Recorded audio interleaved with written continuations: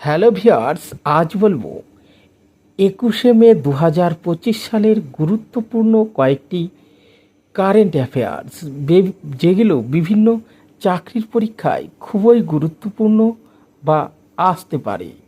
তো দেরি না করি শুরু করা যাক আজকের প্রথম প্রশ্ন। ভারতের সামুদ্রিক খাতে লিঙ্গ সমতা বৃদ্ধির জন্য সরকার কর্তৃক চালু করা উদ্যোগের নাম কি? অপশন এ নারী শক্তি, বি সাগর মে সম্মান, সি সাগর শক্তি, ডি উপরের কোনোটি নয়। তো এর সঠিক উত্তর হবে অপশন বি সাগর মে সম্মান। কি পয়েন্ট? বন্দর, জাহাজ ও জলপথ মন্ত্রণালয় সামুদ্রিক খাতে নারীদের অংশগ্রহণকে উৎসাহিত করার জন্য সাগর মে সম্মান চালু করেছে। মুম্বাইয়ে প্রথম আন্তর্জাতিক সামুদ্রিক নারী দিবস উদযাপনের সময় কেন্দ্রীয় মন্ত্রী সর্বানন্দ সোনোয়াল এটি উন্মোচন করেন।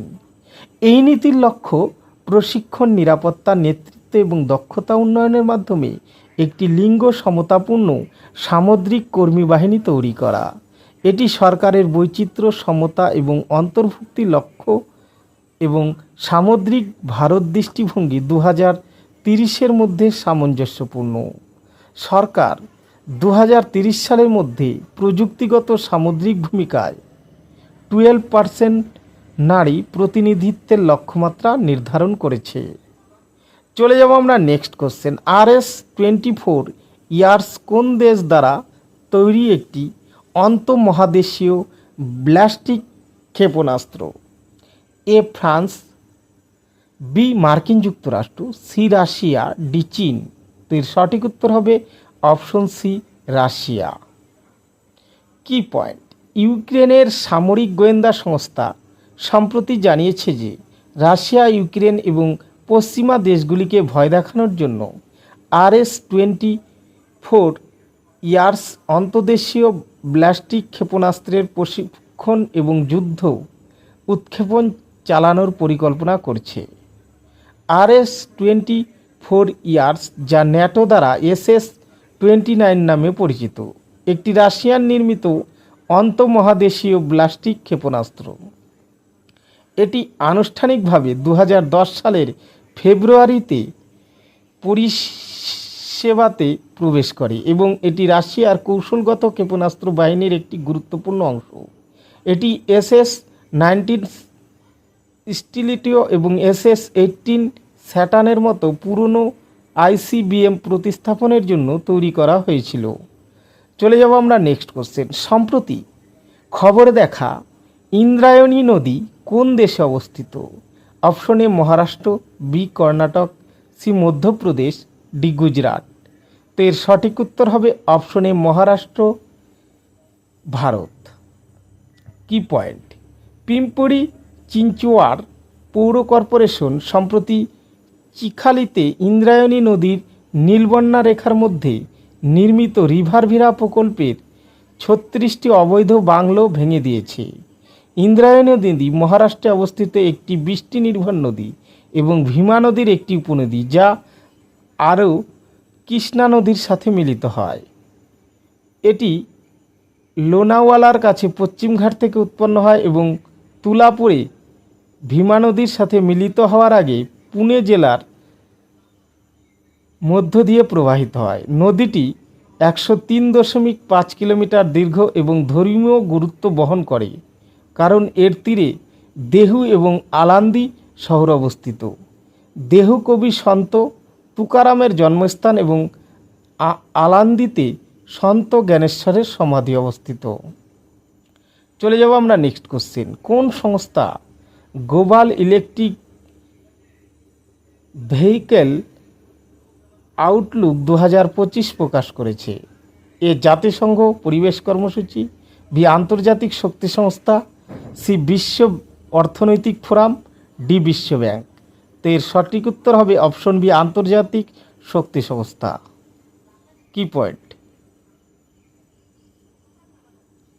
আন্তর্জাতিক শক্তি সংস্থা কর্তৃক গ্লোবাল ইলেকট্রিক ভেহিকেল আউটলুক 2025 প্রকাশিত হয়েছে। 2024 সালে বিশ্বব্যাপী বিক্রি হওয়া 4টি গাড়ির মধ্যে একটিরও বেশি ছিল বৈদ্যুতিক। বিশ্বব্যাপী ইভি গাড়ি বিক্রির প্রায় 50% নিয়ে চীন বিশ্বে নেতৃত্ব দিয়েছে। এশিয়া এবং ল্যাটিন আমেরিকা, বিশেষ করে থাইল্যান্ড, ভিয়েতনাম এবং ব্রাজিল নতুন ইভি বৃদ্ধির কেন্দ্র হয়ে উঠেছে। কিছু চ্যালেঞ্জ সত্ত্বেও আগামী বছরগুলিতে বৈশ্বিক গাড়ির বিক্রি 40%-এরও বেশি ইভি তৈরি করবে বলে আশা করা হচ্ছে। চীন বৈশ্বিক উৎপাদনেও নেতৃত্ব দিচ্ছে, যা বৈশ্বিক উৎপাদনের 70%-এরও বেশি অবদান রাখছে। 2024 সালে 2 এবং 3 চাকার যানবাহনই ছিল সবচেয়ে বেশি বিদ্যুতায়িত পরিবহন খাত। চলে যাব আমরা নেক্সট কোশ্চেন। কোন রাজ্য সরকার ভারতের প্রথম ভিস্তাডোম জঙ্গল সাফারি ট্রেন চালু করেছে? A Maharashtra, B Karnataka, C Uttar Pradesh, D Madhya Pradesh. এর সঠিক উত্তর হবে অপশন সি, উত্তরপ্রদেশ। কি পয়েন্ট? উত্তরপ্রদেশ কাতারনিয়া ঘাট বন্যপ্রাণী অভয়ারণ্য এবং দুধুয়া টাইগার রিজার্ভের মধ্যে ভিস্টাডোম কোচসহ ভারতের প্রথম জঙ্গল সাফারি ট্রেন চালু করেছে। ভিস্টাডোম ট্রেনটিতে বিশাল কাচের জানলা এবং স্বচ্ছ ছাদ রয়েছে, যা বনের মনোরম দৃশ্য দেখায়। এটি সপ্তাহান্তে চলাচল করে। আরও বেশি পর্যটক আকর্ষণ করার জন্য প্রতিদিন চালানোর পরিকল্পনা রয়েছে। ট্রেনটি প্রায় 4 ঘন্টা 25 মিনিটে 107 কিলোমিটার ভ্রমণ করে, যার খরচ প্রতি ব্যক্তির জন্য 275 টাকা। এটি দুধুয়া, কাতারানিয়া ঘাট এবং কিষানপুর অভয়ারণ্যগুলিকে সংযুক্ত করে। এক গন্তব্য 3টি বন প্রচারণার অংশ। উত্তরপ্রদেশ ইকো ট্যুরিজম ডেভেলপমেন্ট বোর্ডের লক্ষ্য ইকো ট্যুরিজম বৃদ্ধি করা এবং স্থানীয় কর্মসংস্থান তৈরি করা। চলে যাব আমরা next question. Multi agency centre কোন সংস্থার অধীনে কাজ করে? এ গোয়েন্দা ব্যুরো, বি কেন্দ্রীয় তদন্ত ব্যুরো, সি জাতীয় তদন্ত সংস্থা, ডি গবেষণা ও বিশ্লেষণ শাখা। এর সঠিক উত্তর হবে গোয়েন্দা ব্যুরো, আইবি, অপশনে। কি পয়েন্ট? কেন্দ্রীয় স্বরাষ্ট্রমন্ত্রী অমিত শাহ সম্প্রতি উন্নত মাল্টি এজেন্সি সেন্টার, যা ম্যাক নামে পরিচিত, উদ্বোধন করেছে। ম্যাক হলো গোয়েন্দা ব্যুরো, এর অধীনে একটি জাতীয় গোয়েন্দা তথ্য ভাগাভাগি কেন্দ্র, যেখানে কেন্দ্রীয় এবং রাজ্য সংস্থাগুলি সন্ত্রাসবাদ সম্পর্কিত তথ্য আদান প্রদান করে। এটি প্রথমে 2001 সালে কার্গিল সংঘর্ষের পরে প্রতিষ্ঠিত হয়েছিল এবং 2008 সালে 26/11 মুম্বাই সন্ত্রাসী হামলার পরে আরও শক্তিশালী করা হয়েছিল। এটি এখন 500 কোটি টাকা ব্যয়ে নির্মিত একটি সুরক্ষিত নেটওয়ার্কের মাধ্যমে দেশব্যাপী সমস্ত পুলিশ জেলাকে সংযুক্ত করে। চলে যাব আমরা নেক্সট কোশ্চেন। লিঙ্গ সংবেদনশীলতা এবং শিক্ষার্থীদের নিরাপত্তা প্রচারের জন্য কোন সংস্থা ক্যাম্পাস কলিং প্রোগ্রাম চালু করেছে? এ বিশ্ববিদ্যালয় মঞ্জুরি কমিশন, বি জাতীয় মহিলা কমিশন, সি শিক্ষা মন্ত্রণালয়, D all India council for technical education. এর সঠিক উত্তর হবে অপশন বি, জাতীয় মহিলা কমিশন। কি পয়েন্ট? জাতীয় মহিলা কমিশন সম্প্রতি লিঙ্গ সংবেদনশীলতা এবং শিক্ষার্থীদের নিরাপত্তা প্রচারের জন্য ক্যাম্পাস কলিং প্রোগ্রাম চালু করেছে। এর লক্ষ্য হল যৌন হয়রানি প্রতিরোধ করা এবং কলেজ ও বিশ্ববিদ্যালয়গুলিতে শিক্ষার্থীদের প্রভাবিত করে এমন সাইবার অপরাধ সম্পর্কে সচেতনতা বৃদ্ধি করা। এই প্রোগ্রামটি যুব উন্নয়ন প্ল্যাটফর্ম যুব মন্থনের সহযোগিতায় বাস্তবায়িত হচ্ছে। এটি 1000টিরও বেশি উচ্চশিক্ষা প্রতিষ্ঠানে পৌঁছানোর পরিকল্পনা করেছে, যা এটিকে NCW এর বৃহত্তম যুবকেন্দ্রিক উদ্যোগগুলির মধ্যে একটি করে তুলবে। প্রতিটি কলেজ লিঙ্গ সচেতনতা প্রচেষ্টার নেতৃত্ব দেওয়ার জন্য 2 জন পুরুষ এবং 2 জন মহিলা ক্যাম্পাস অ্যাম্বাসেডর থাকবে। চলে যাব আমরা নেক্সট কোশ্চেন। সম্প্রতি খবরে উল্লেখ করা হয়েছে যে রাজন কি বাহলি কোন শহরে অবস্থিত ষোড়শ শতাব্দীর একটি স্টেপওয়েল? এর option A Delhi, B Indore, C Patna, D Varanasi. এর সঠিক উত্তর হবে অপশন এ দিল্লি।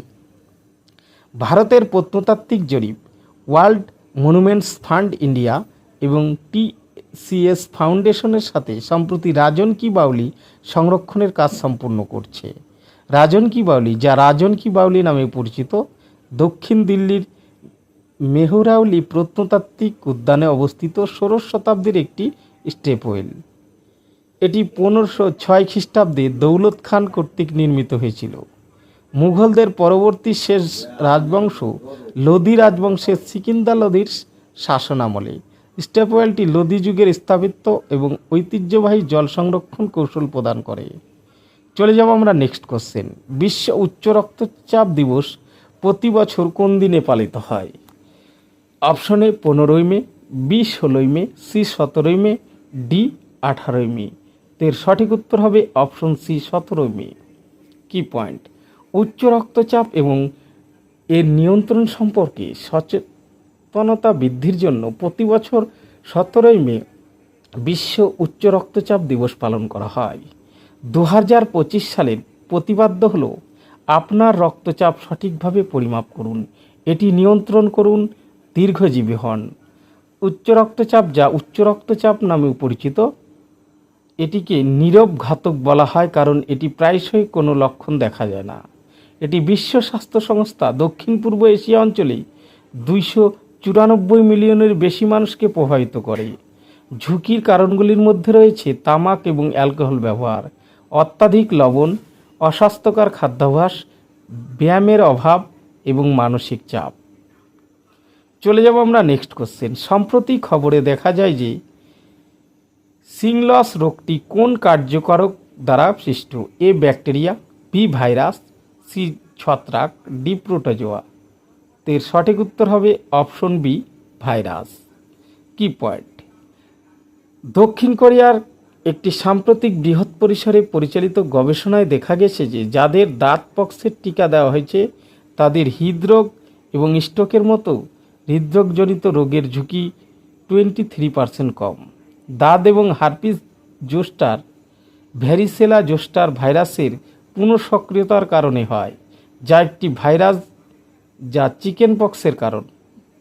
ভাইরাসটি স্নায়ুকোষে সুপ্ত থাকে এবং পরবর্তী জীবনে রোগ প্রতিরোধ ক্ষমতা দুর্বল হয়ে গেলে পুনরায় সক্রিয় হতে পারে। দাঁত সাধারণত শরীরের একপাশে ফোসকাসহ একটি বেদনাদায়ক ফুসকুড়ি হিসেবে দেখা দেয় এবং জ্বালাপোড়া, মাথা ব্যথা এবং জ্বরের মতো লক্ষণ দিতে পারে। সবচেয়ে সাধারণ জটিলতা হল পোস্টাহাইপেটিক নিউরোলজি। তো বন্ধুরা, ভিডিওটি কেমন লাগলো? যদি ভালো লেগে থাকে লাইক, শেয়ার ও কমেন্ট করতে ভুলবেন না। আর এই চ্যানেলে যারা নতুন, চ্যানেলটি সাবস্ক্রাইব করে সঙ্গে থাকবেন। ধন্যবাদ সবাইকে।